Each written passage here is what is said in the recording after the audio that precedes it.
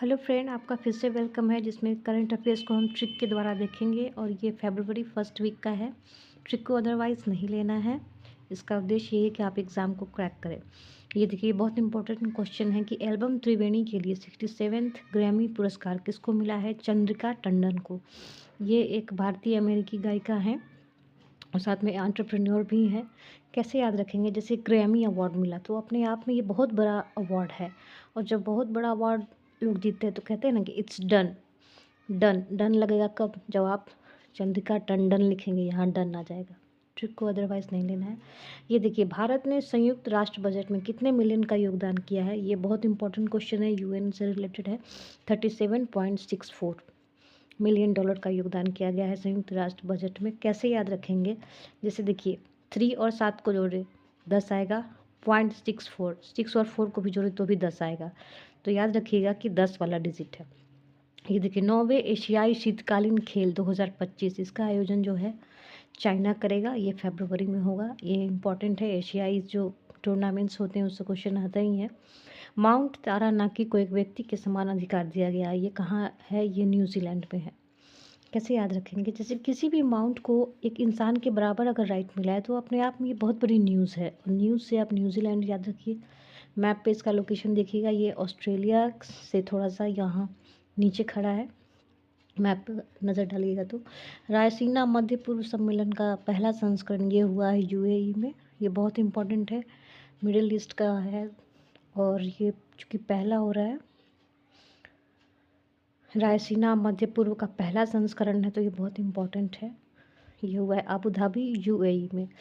ये देखिए, belt and road initiative, ये चाइना की तरफ से बहुत बड़ा इनिशिएटिव है। उससे निकलने वाली पहली लैटिन अमेरिका देश कौन बना है? वो पनामा बना है।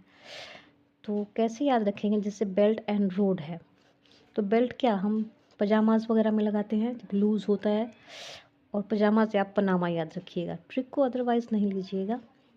ये बेल्ट एंड रोड इनिशिएटिव जो है इंडिया के चाइना की बहुत बड़ा इनिशिएटिव है, जिसके माध्यम से वो अपना नेटवर्क जो है बढ़ाना चाहता है। तो याद रखिएगा, ये इम्पोर्टेंट क्वेश्चन है। फरवरी 2025 में भारत ने कितने नए स्थलों को आर्द्रभूमि जो स्थल की सूची में शामिल किया है? 4। जब आपको पता ही होगा, इस पर आर्द्रभूमि से रिलेटेड जो है रामसर कन्वेंशन है, और टोटल इंडिया में साइट्स ऐसे कितनी हो गई? 89 हो गई है। आर्द्रभूमि दिवस, जिसको इंग्लिश में वेटलैंड कहते हैं, ये इसका आयोजन होता है 2 फरवरी को। इसको भी याद रखिएगा, ये इम्पॉर्टेंट डे है।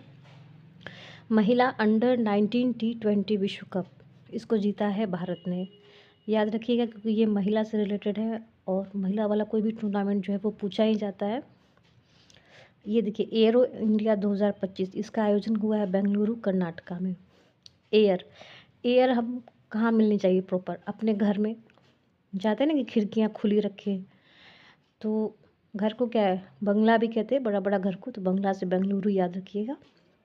किसी भी ट्रिक को अदरवाइज़ नहीं लेना है, क्योंकि करंट अफेयर्स का एग्ज़ाम में बहुत बड़ा पोर्शन है। अगर आप उसको ट्रिक के माध्यम से कर ले तो 20-25 क्वेश्चन आपका हो जाएगा।